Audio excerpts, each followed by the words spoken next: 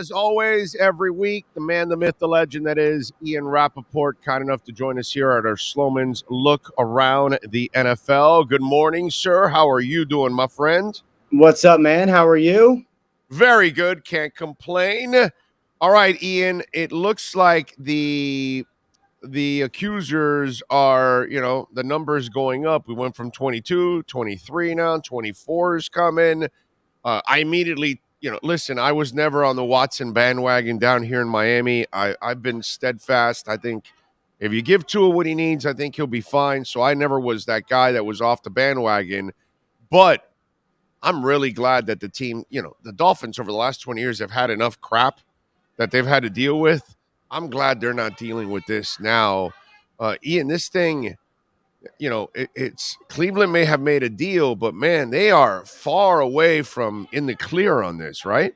Well, I think there's a couple things here. First of all, this is why the NFL doesn't rush to make a decision. This is why the NFL wants to get all of the information before they do anything. And, it has happened the other way, obviously, in the past. The Ray Rice situation, the most famous, where they made a ruling, gave him a 2-game suspension. Then the video came out, and then it all went haywire from there.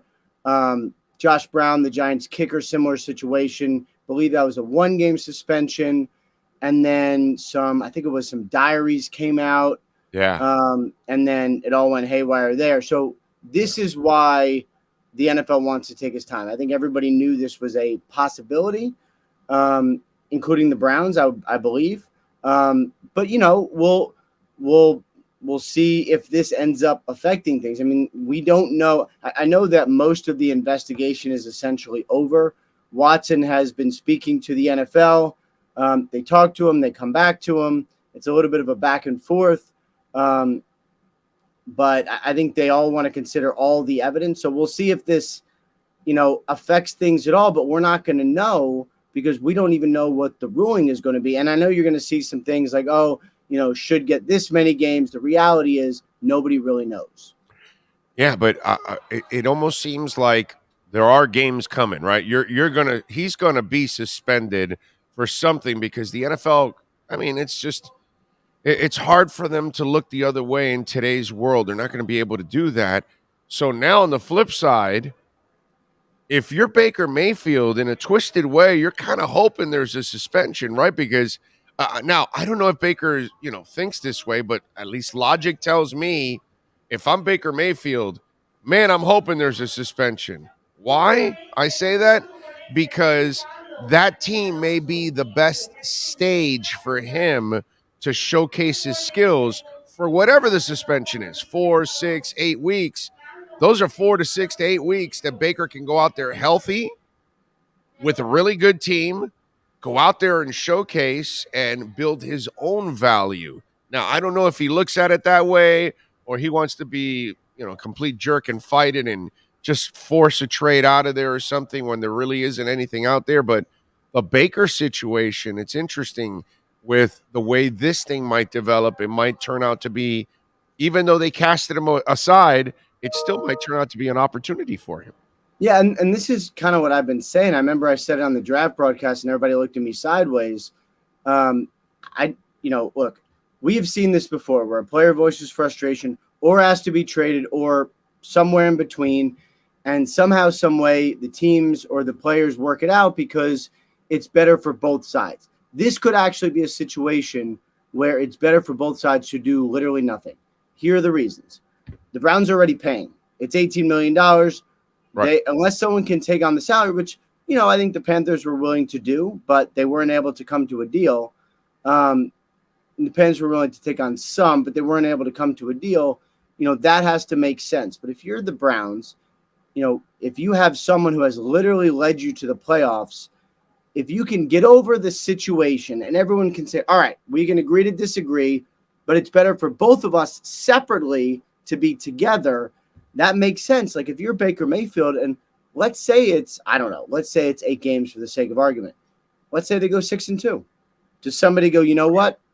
Without being injured, no injury, Baker Mayfield, pretty good quarterback. Maybe I want to trade for him. Yeah, maybe Carolina will take on the entire salary Well, and by the way, at that point, if you played 6 to 8 games, Yeah, then it's half the prorated salary. now. Yeah, now Right.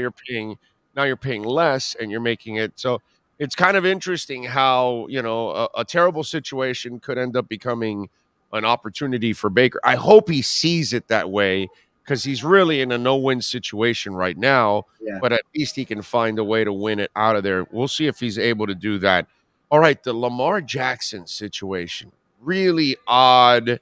Now you got people criticizing him not being there at OTAs. Greg Roman talking about new things that he needs to learn. They've shown a lot of patience with all of this. He's now snapping back at Chris Sims, who's taking shots at him, saying, guys like Tom Brady didn't take an OTA off until they won their fourth Super Bowl, that kind of stuff. So, Well, let me what? just stop right Okay, there because I understand the and I like Chris Sims. I understand the Chris Sims of the world want players at OTAs. Life is a little different now. OTAs are not what they were 10 years ago. I think COVID changed everyone's mind in OTAs because everyone missed OTAs. Nobody went. And you know what? Rookies contributed. Rookies were good. Players were fine. Second-year players made that leap. All of the things that OTAs are supposed to help with happened anyway. And I know it was a level playing field, but some people didn't go to OTAs and everyone moved on. So I sort of, and I know it's a little different for a quarterback, but like we watched two quarterbacks yesterday who weren't at OTAs playing really good golf on TNT. Both those guys, and I know they've earned their stripes, but both those of guys course. are good. Both their teams are going to be okay, and they didn't go to OTAs, and I think that's all right. Yeah. Yeah. And see, here's the thing. And I know this is screwed up for you and everybody else that's an insider in the business because he doesn't have an agent. So, Yeah, makes it hard, no doubt. right. And so, how much of this has to do with his contract also on why he's holding out with the OTAs, whatever offer they made, whatever ideas they have? I have no idea. That's the one thing about this whole thing. We really don't know what this young man is thinking Right. because we don't know who's guiding him throughout all of this process. It's made it hard, no doubt about it. And for me, you know, agents serve a lot of purposes. One of the purposes they serve for reporters and for the players is to get the right message out. If something is going on with a player, you reach out to an agent. If he's transparent or she's transparent, this person will tell you, hey, look, here's what's going on. For when you talk about it, here's just the situation. And everyone kind of knows transparently what's happening. It's not like that with Lamar. His mother handles a lot of his business. She does not, to my knowledge, speak to the media. And he really doesn't engage either. You know, that's why the Chris Sims comment I thought was so interesting because, as far as I can tell, that was the first time Lamar said like anything. So I was like, okay, that's some actually good insight, you know?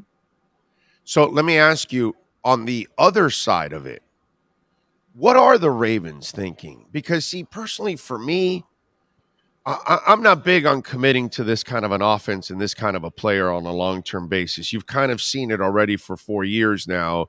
You stop the run, you stop him. He can't beat you with the arm. He doesn't have the accuracy. And so now he's delaying the contract. Personally, for me, I'm a little more cynical. If I'm them, I'm like, well, you know what, dude? This is better for us. Let him play out his 5th year. And we'll get another year to kind of analyze should we really sign this guy and should we really be committed to an offense that really is antiquated compared to where the NFL is now when it's moving along through the air a lot. In the 90s, this would have flown. This would have been all right in the 90s when we were playing, 3 yards in a cloud of dust type of offense with the Dallas Cowboys and all that kind of stuff. So, yeah, that would have flown in power running offenses and all that. But now, if I'm the Ravens, in a way, as screwed up as this whole situation is, it might be a blessing in disguise for them to let this year play out so they could kind of maybe make a final assessment on it. Because really, do you really know if Lamar's ever going to grow out of what he is right now? I don't see it like that because to me, based on my knowledge, they've made a decision. They know that Lamar is their future. He is a first rounder. He's been their starting quarterback for what is it, 2+ years, whatever it is. And he has shown what he needs to show. Now, you'd like to see him healthy. You got sick a bunch last year. You'd like to see him not sick. You'd like to see him, fully rehabbed from that ankle. But I don't think they're going into the season like, let's see if Lamar is our starting quarterback. I think what they're going into the season is like, we'd like to sign him to a contract because if you don't, it just gets more expensive. And I think for the Ravens, if you let's just reverse it. Let's say you're the Ravens and you found a starting quarterback. If you find one, if you have one, this is gold. You should be good for 10 years. What the Ravens are facing the prospect of now is, let's say he plays franchise, 5th-year option, franchise tag. You may lose him and have to start again. That's worse than any money you have to give him. Yeah. I have a hard time believing he's going to survive 10 years playing that kind of football. I really do. I Be just interesting think to see if he adjusts. I think, yeah, I don't think he will because I don't think he has the accuracy to adjust to become a pocket passer. I think he gets haloti nodded at one point or another, just like RG3. I think that's what ends up happening with him. I have a hard time believing that you're going to make a commitment to this kind of an offense in today's NFL because it's hard to keep up. You have to play perfect football. Your defense must be perfect. That game gets out of hand, that offense can't catch up ever. And that's it's so Yeah. odd, Ian. I mean, it's so I odd. don't know about that because they have shown the ability to come from behind. They did it against the Colts Very last rare. year. It's rare. It's very rare that they can do that. Rare, man. It really, seriously, there's not a lot of examples of that, of him coming back. Once they take a 2 touchdown lead, it almost becomes impossible for them to come back with that offense. But I don't know. It's interesting. All right, let's go over to Pittsburgh because I see Mitchell Trubisky taking number 1 reps, all of that, and now you've got big time changes in the front office and everything else with the Steelers. Is Mike Tomlin maybe headed for the toughest stretch of his career because he has been so magnificent at handling all kinds of adversity and characters that they've had on this team? So he is great as a coach when things are rocky. I mean, he is one of the best at it. He's proven it. But now, are we talking about an era with the Steelers that maybe we don't have that franchise quarterback? How much tougher will it be for Mike Tomlin? How much more perfect football will they have to be on defense in order to survive? Talk to me a little bit about what you see with Mike Tomlin and the Steelers ahead. Yeah, and they have a new defensive coordinator in Terrell Austin, and they have obviously a new quarterback. I would say for Mike Tomlin, he's definitely more involved. Like he was pretty involved in the general manager search. He knows Omar Khan. He knows the system. He knows the person, which obviously is just as important. And, I would say he's going to have his stamp on everything. Not that he didn't before, because he certainly did, but maybe more so now. So he's going to be more involved. And, the guy is about as good as a resume as you could have. So he's going to be more involved. I'm going to say that's okay. Definitely you're in transition.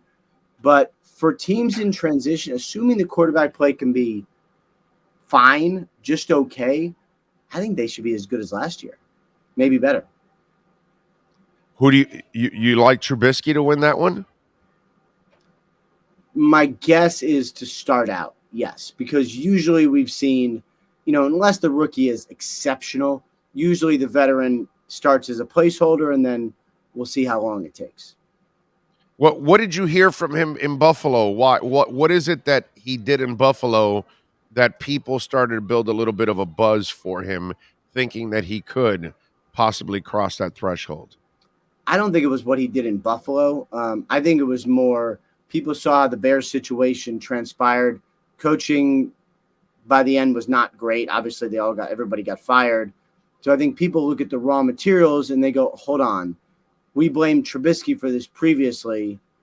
Are we sure it was his fault? And I think that was probably what was going on as people kind of took a fresh look at him. And, he didn't get much except for $7 million and the chance to be a starter. We'll see what he makes of it. But I think that's what it was. People got a fresh look at him. Hands or not, bro. I like Pickett. He plays with some moxie. I'm looking forward to seeing that kid get a chance. that'll be it. But he's young, so I don't want to put any kind of expectations on the kid. But I kind of like Kenny Pickett, man. We'll see what how he ends up, translating to the next level. Speaking of young guys, Malik, I guess Tannehill took a little bit of a step back and kind of laid off the gas a little bit on his comments with Malik. What do you hear about Tennessee? How are they handling that quarterback situation? Is it one where where Tannehill is keeping the seat warm, or is it more on, okay, he's the future down the line? We plan on going with Tannehill all this year and trying to make a run with Tannehill. Yeah, I mean, it's definitely going to be going into the season, all Tannehill, starting quarterback, no controversy, all of that. I think for Malik Willis, what he is a lottery ticket. Maybe he's just a regular old third rounder who's a backup who plays 4 years, plays a couple of games as a backup, and then moves on. As a third round pick, that is actually really fine value. A third round pick who makes your team, who is on the game day roster, who contributes, absolutely a fine use of a third round pick. The thing with Malik Willis is because he's so physically talented, definitely could be more. And I don't know what he's going to be, but some people thought he would be a first rounder. The fact that he wasn't, like, okay, that was, because of a lot of different reasons, but he is talented enough where eventually he could take over. But most people I spoke with were like, you know what, this guy needs a year or maybe 2 to get into the NFL world. He is going to have that with the Titans. Are they going to do any Trey Lance with him, like with Garoppolo, that Tannehill will play the Garoppolo role and then they'll bring him in for a play or two where they use his skill sets? I would say it's too early to know on that. I think it's possible, but I have not heard that yet. All right, good stuff. Follow him on Twitter at Rapsheet. Catch his work there at the NFL Network. By the way, what's going on with JC Tretter? We still need to know about that, man. What's the deal? I assume JC Tretter is very much enjoying his off season. Probably playing some golf, probably grilling. You know what these big guys do. All right, good stuff. We'll catch up next week, my brother. I appreciate you as always. I look forward to it, man. Take care. You got it, baby. There you go. Ian Rapoport, NFL Network, our Slomins look around the NFL.